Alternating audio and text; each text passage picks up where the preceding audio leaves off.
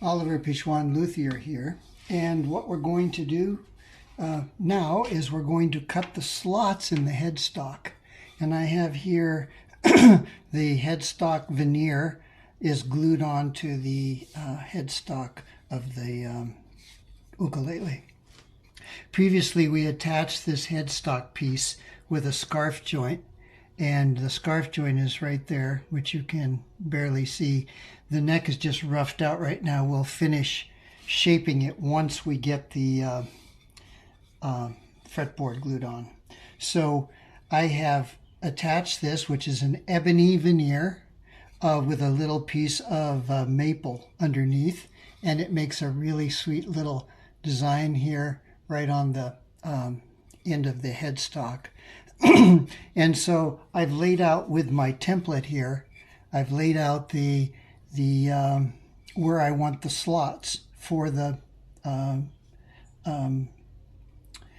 tuning machines. And the tuning machines that are going in this are really nice tuning machines. They're these Rubner, these Rubner tuning machines that are just really beautiful. Now, the one thing that you want to do before you drill these slots here on the drill, we're going to drill them first, and then we're going to shape them and square the sides on them. But before you do that, you need to drill the holes for the tuning pegs. So these are going to go just sitting right in there like that. And the reason that you drill these holes first is that if you cut the slots and then drill, the drill will break out into the slot and it makes kind of a mess. But if you drill it, the slot here for this is a 1/4 inch hole that's 1 1/16 of an inch deep. If you drill that first, then you get a nice clean transition in that area. So I've laid this all out, and I have set up a jig here on my drill press. I've got a 1/2 inch bit in my drill press, and I've set this jig up. The reason that this is raised up is that when I drill, I have to have room for the neck going down on that side.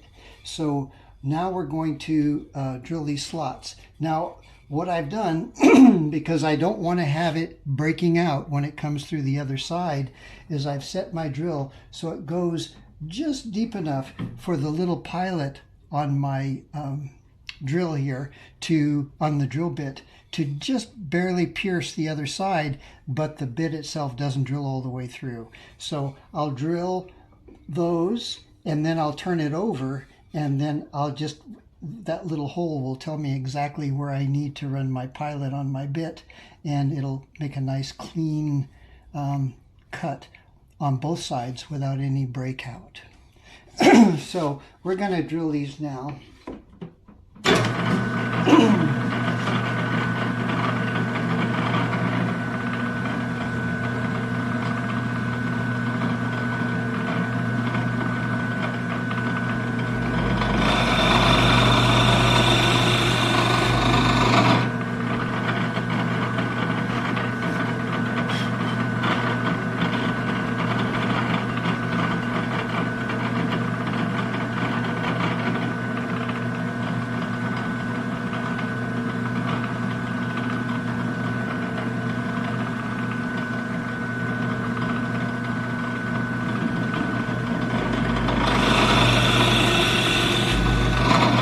I like to do the ones on the end first, and you can see how the bit is just barely coming through on the other side, which is what we want.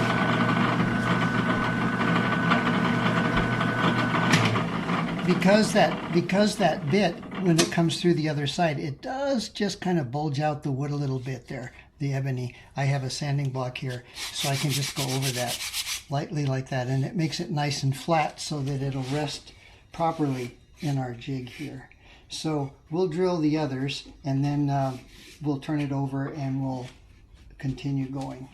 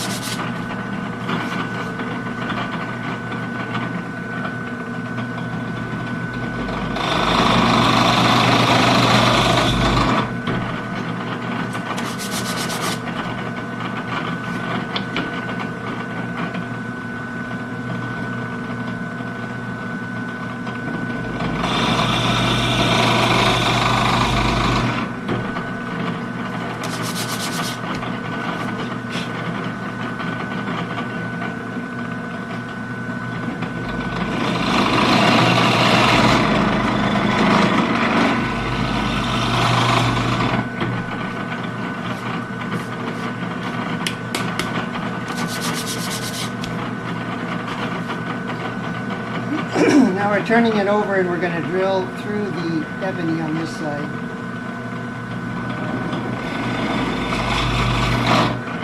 And all it takes is just that little punch to get there.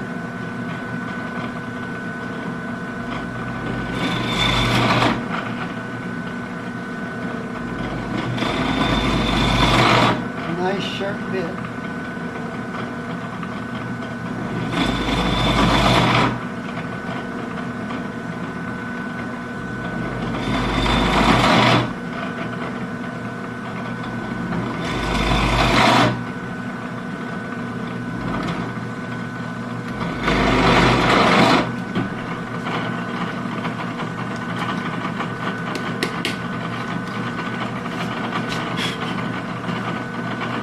See how that's coming there.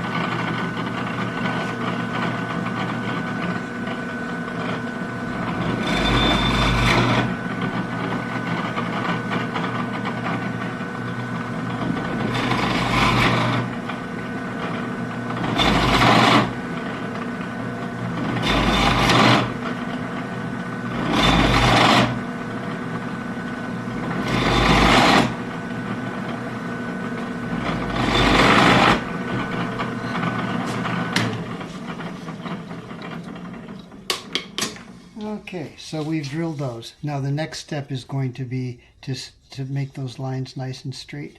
And you can see that we didn't have any problems with anything breaking out on either side. I like to drill them from both sides that way because that avoids that problem. So now we're going to route. I'm going to get my Dremel with a little bit on it, and we'll come in and we'll knock down all those ridges, and then we'll take a rasp to do the rest of it. And then we'll also file in our little ramp slots that go up into the into this area, so that when the strings come across from the nut down to this, they have a little it'll be, you know, a little guided ramp for them to get down in there. So I'm going to set up that other jig to do that and stop this video, and that'll be part 2. So anyway, I hope you enjoyed this. Oliver Pichwan Luthier here. Give me a like if you want, and subscribe to my channel. If you're interested in me making you an instrument, you can reach me through my website, which is www.oliverpichwanluthier.com. Thank you.